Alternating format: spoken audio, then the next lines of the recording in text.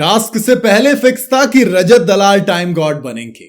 3 वजह भी सामने आई हैं, उनके बारे में बात करेंगे। भाई बिग बॉस सीजन 18 एक थोड़ा सा कंट्रोवर्शियल ज्यादा होता है, इस पर सवाल खड़े होते हैं। और कल का जो टास्क था, इतना फुद्दू टास्क मैंने बिग बॉस के इतिहास में कभी नहीं देखा।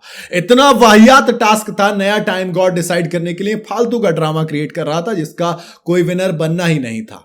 और अब उसके बाद क्या सामने आया है कि भैया बिग बॉस के इस नए टाइम गॉड के टास्क से पहले ही यह तय हो गया था कि घर का टाइम गॉड कौन बनेगा। देखो एक चीज तो तय है कि करणवीर मेहरा टाइम गॉड नहीं बनेंगे, यह बेइंतहा बुरे तरीके से फिक्स है।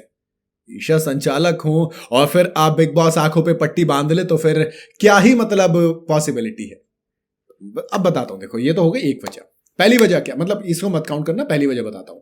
टास्क सबसे वाहियात, बिग बॉस ने जिस तरह से इस टाइम गॉड के टास्क को डिजाइन किया था, इनकी जो क्रिएटिव टीम थी वो वाहियात काम था। ये इस टास्क को देखकर ही लग रहा था कि ये पूरा करना इम्पॉसिबल है। एक कंटेस्टेंट है जिसे अपने ब्लॉक्स खड़े करके फिनिशिंग लाइन तक ले जानी हो, वो बिल्कुल ही इम्पॉसिबल है, क्योंकि बाकी कंटेस्टेंट बहुत ज्यादा होते हैं वहां पर उसे गिराने के लिए। और डोमिनो में तो सिंपल है, एक गिरा तो आखिर तक गिर जाएंगे, तो फिर आखिर कैसे कोई फिनिशिंग लाइन तक पहुंच पाता। इसके बाद जब बिग बॉस को लगा कि ऐसे कोई भी टाइम गॉड नहीं मिलेगा, तो फिर उन्होंने एक नई चाल चल दी। बिग बॉस ने अपने टास्क को उस वक्त ही पूरी तरह से बदल दिया जब करणवीर भी अपने ब्लॉक्स नहीं खड़े कर पाए।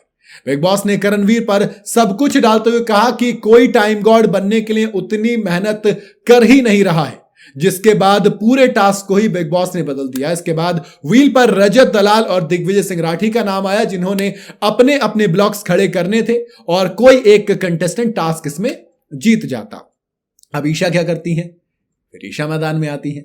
ईशा दिग्विजय को डिस्क्वालीफाई कर देती हैं।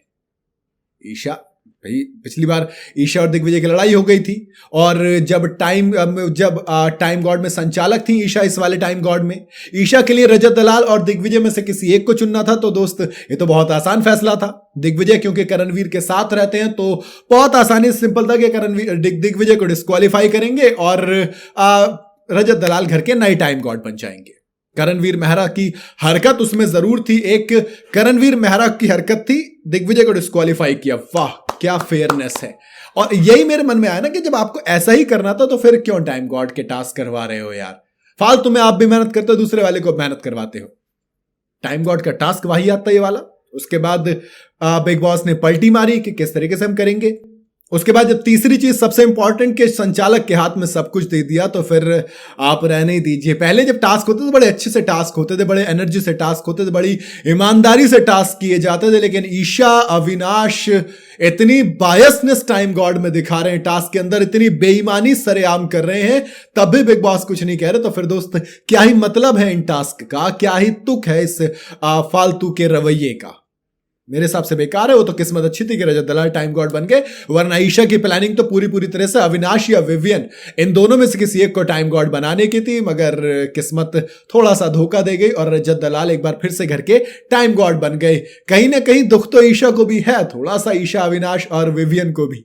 बाकी मेरे ख्याल से रजत दलाल का जो सेकंड टेन्योर है ये पहले वाले से बेहतर रहने वाला है। आपको क्या लगता है, क्या वाकई में बिग बॉस के घर में ईमानदारी दिखाई गई थी इस टास्क के अंदर? क्या इस टास्क को पूरा करना पॉसिबल था? आप अपनी मुझे कमेंट में जरूर बताइएगा। वीडियो अगर आपको पसंद आई हो तो इसे लाइक और शेयर जरूर करें, और जाते जाते चैनल को फॉलो और सब्सक्राइब जरूर करते जाइएगा।